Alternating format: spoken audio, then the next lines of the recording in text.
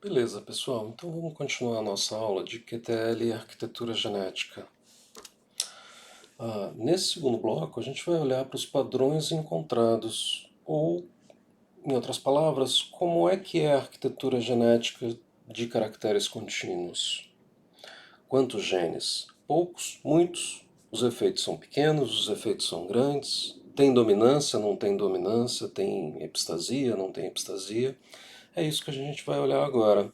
Mas antes da gente entrar nos padrões, vamos chamar a atenção para algum dos potenciais problemas no estudo de QTL, tá bom? Eu mostrei para vocês no vídeo passado como você calcula uma função contínua de probabilidade da presença ou não de um QTL naquela região, de um gene que afeta aquele caráter contínuo. Você pega todas as informações dos marcadores e calcula essa função contínua que é inversamente proporcional à presença do QTL à distância do marcador. Então, quanto maior o efeito fenotípico do marcador, descontando o efeito dos outros marcadores, você vai achar uma região, um pico, aonde naquele cromossomo ou naquele genoma tem uma chance grande, significativa, uma probabilidade significativa de ter um gene que afeta aquele caráter.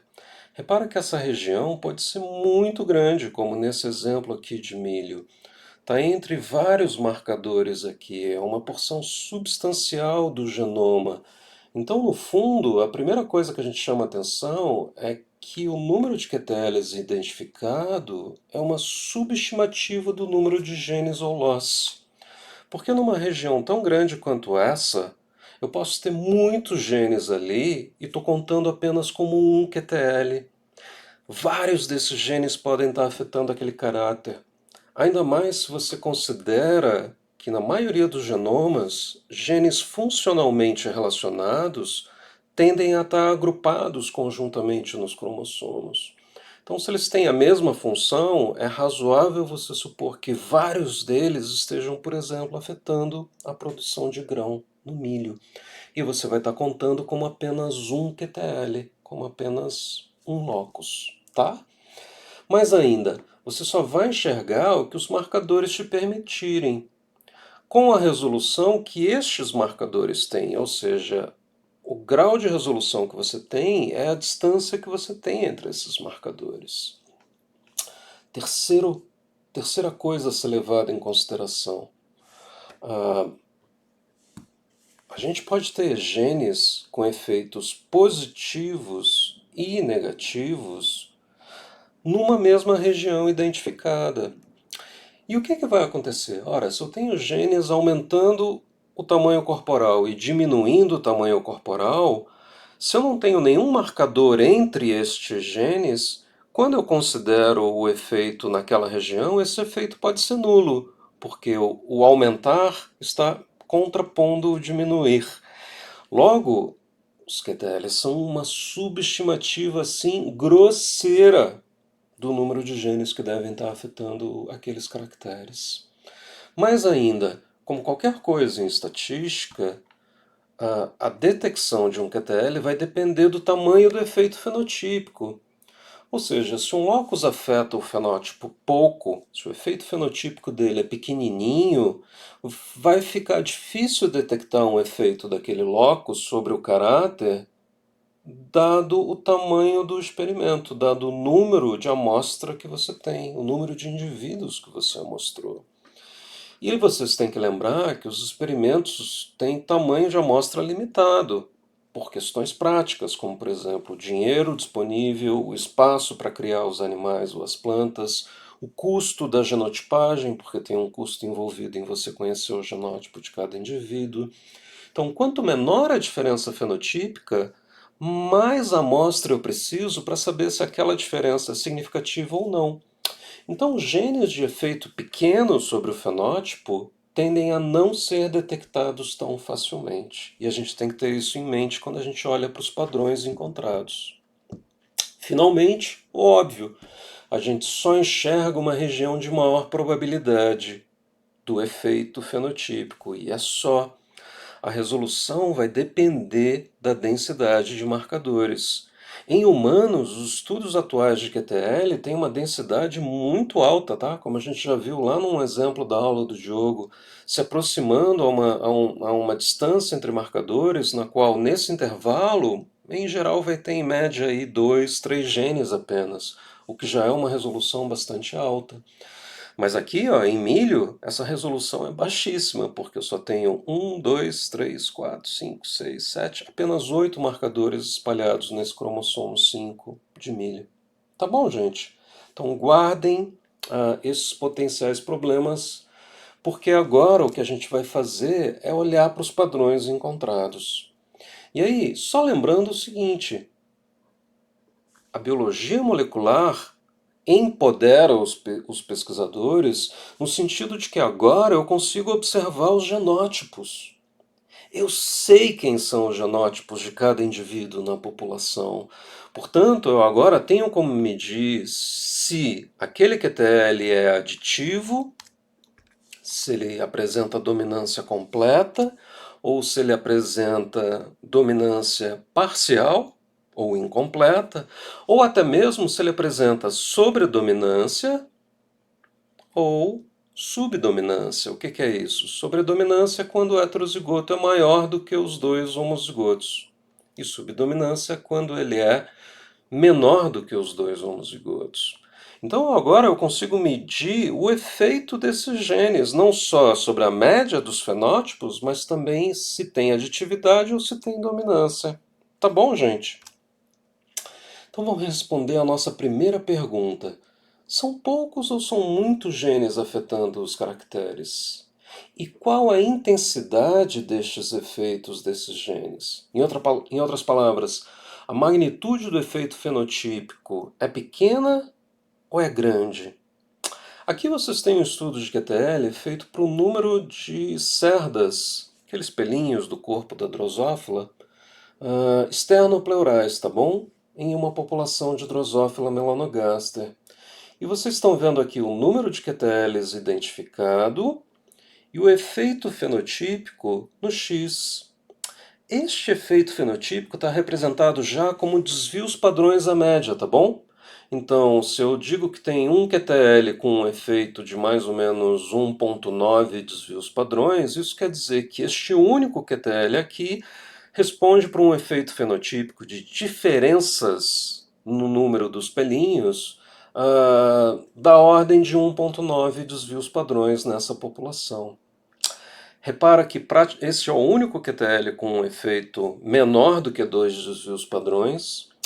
Nenhum QTL foi encontrado acima de 2 desvios padrões, nenhum nessa região, e aí começam a aparecer vários QTLs que têm efeito entre 0,4 desvios padrões e 1 desvio padrão, efeitos pequenos sobre o fenótipo, tá bom?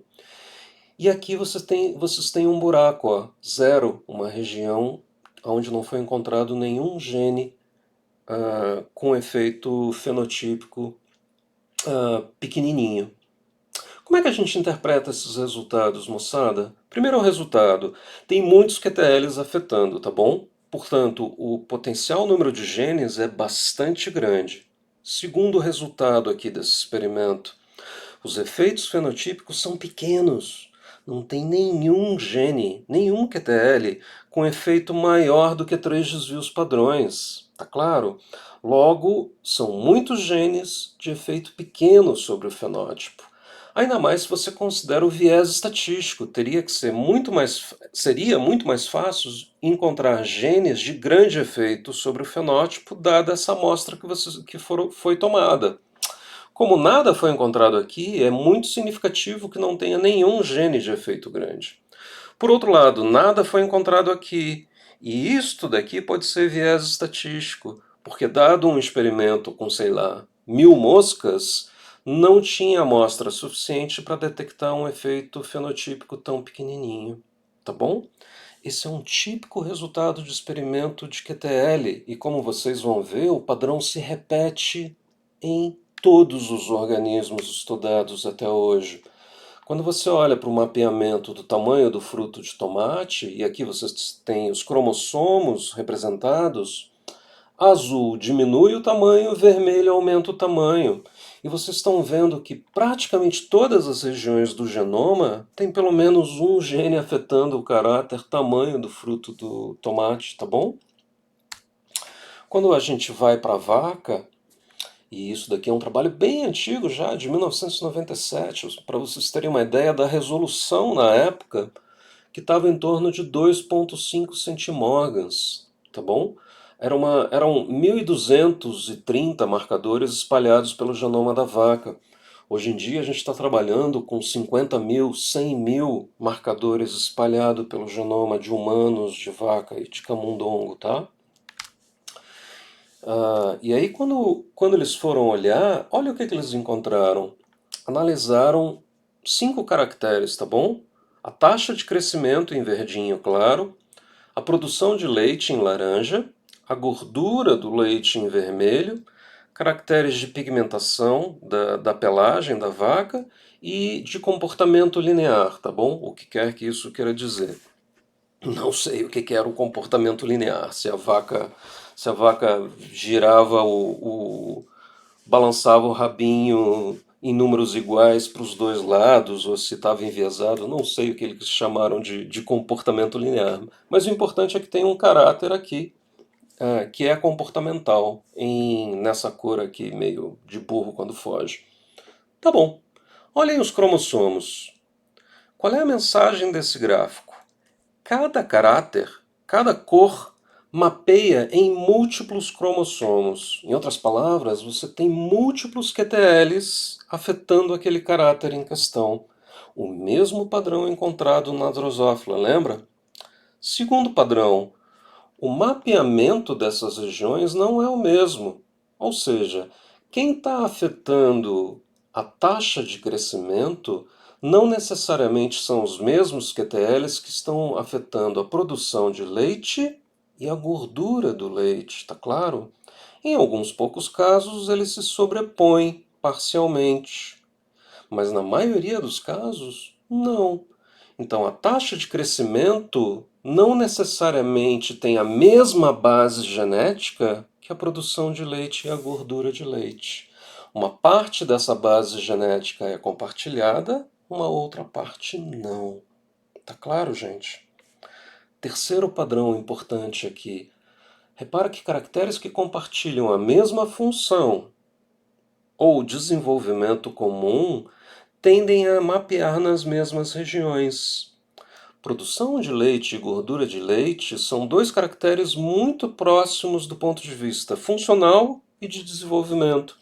E se você olha para as posições em que eles mapeiam, com frequência eles estão mapeando exatamente nas mesmas regiões. Em outros casos, não.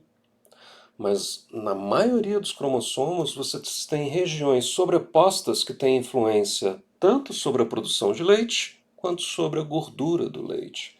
Este resultado é muito importante, como a gente vai ver mais adiante nessa aula. Tá bom.